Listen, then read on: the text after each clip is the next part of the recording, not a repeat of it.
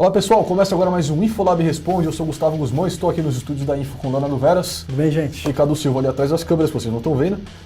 Pergunta desse programa aqui, Léo. Thiago Luiz Batista, ele perguntou sobre câmeras. Eu adaptei um pouco a pergunta dele porque a gente pode fazer um compilado do que a gente já falou de câmeras nos últimos programas. Ok. A gente já juntou vários assuntos, né? E nesse caso, a pergunta dele era mais ou menos essa. Para que servem os elementos das câmeras e como eu sei se uma é boa? Bom, aí, como sempre, como em todo eletrônico, a câmera é um instrumento, né? Sim. Então você tem que pensar primeiro para que você vai usar ela. Vamos pensar em 3 casos bem básicos, assim. Sim. Um cara que só quer postar fotos no Facebook e no Instagram, ou seja, um amador, assim, uma pessoa que só quer compartilhar com a família. Um cara que quer postar no Flickr, por exemplo, é um pouquinho Sim. mais profissional, ele está mais preocupado com a qualidade de fotos.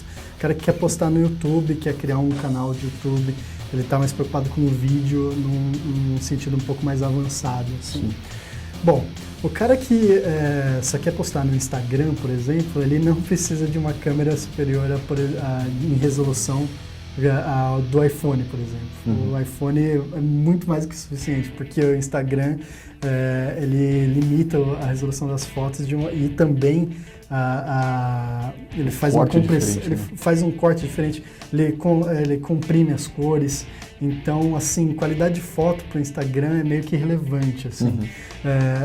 O que é legal você observar é você poder compor a foto rápida, você poder garantir um foco rapidamente, você poder dar uma editada. Então, assim, o iPhone seria, sei lá, a câmera ideal do Instagram, porque ele tem uma resolução baixa, ele tem um foco rápido, não tem muita preocupação ali com o controle, é só você compor e pronto e já mandar. Ninguém vai ficar dando zoom e ficar olhando pixel por pixel ali a foto, então tá mais do que bom. Exatamente, não é nem possível. O Facebook é mais ou menos a mesma história, ele tem uma resolução um pouco maior que o Instagram, mas ele também limita, não dá pra você jogar uma foto de 20 megapixels ali. Agora, o cara que vai pro Flickr, esse daí já está começando a pensar em câmeras dedicadas, né? Por quê? Porque o Flickr é uma comunidade basicamente de fotógrafos mesmo, pessoas que ou por hobby ou por profissão mesmo jogam imagens lá. Então você também tem uma liberdade de resolução e de compressão de imagem muito maior, né? Então ali você vai sim ficar olhando pixel a pixel, você vai editar a imagem no Photoshop ou vai pegar o RAW e jogar pro Lightroom. Então pensar num smartphone mais avançado, porque tem fotógrafos que usam só smartphone, é uma questão de estilo mesmo, ou pensar numa câmera dedicada já é mais legal. Aí o que você tem que ver? Você tem que ver tamanho de sensor relativo à resolução, ou seja, ele não adianta nada você ter uma resolução muito alta se o sensor não acompanhar. Você também tem que ver o estilo de fotografia que você vai pegar. Então tem câmeras que são mais focadas em velocidade de disparo contínuo e outras que são mais focadas em qualidade de imagem mesmo, em tamanho, em liberdade de corte, esse tipo de coisa. Então, por exemplo, um caso ideal, assim, extremo, ou você compra a Nikon D4S ou a Nikon D810. A D810 é bem legal para trabalho de estúdio, coisa parada, etc., porque ela tem uma resolução bem alta. Paisagem, esse tipo de coisa, daí dá para você ver cada um dos detalhes, fazer corte depois, etc.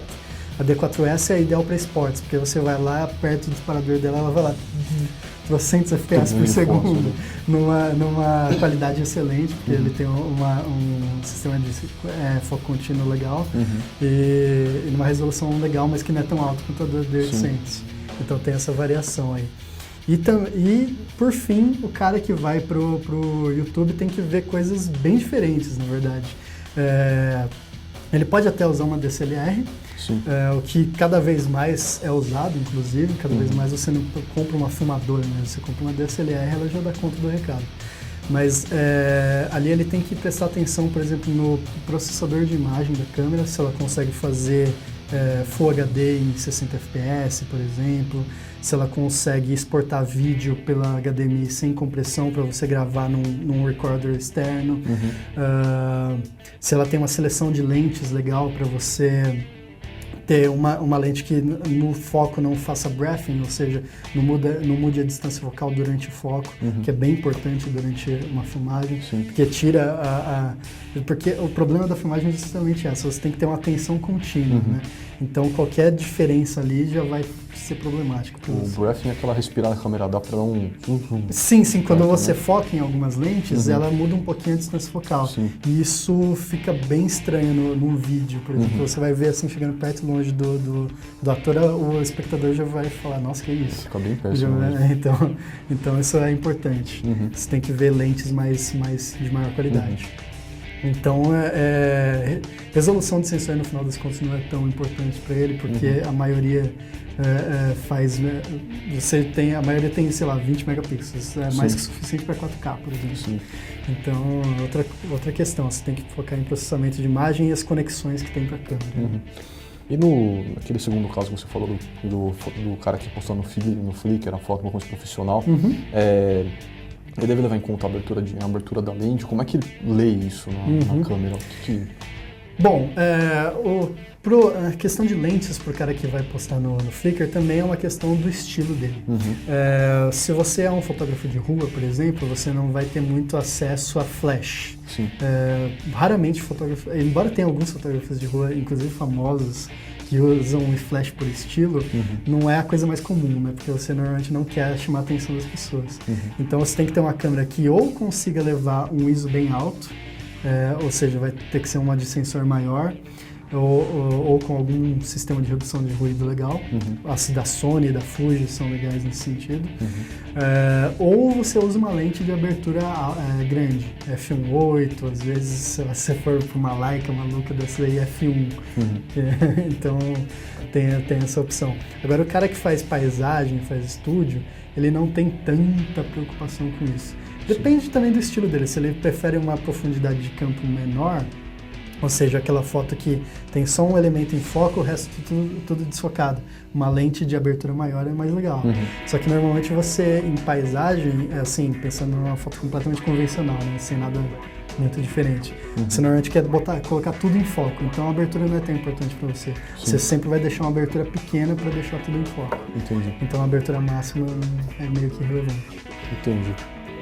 Bem, espero ter respondido a pergunta do nosso amigo internauta Thiago Nunes Batista. Eu não sei se respondeu, porque a gente adaptou a pergunta dele, mas espero ter englobado a pergunta dele ali no meio, mas espero que esteja satisfeito. Eu sou o Gustavo Guzmão, Leonardo Veras, Cadu Silva atrás das câmeras, o Infolab Responde fica por aqui. Até mais.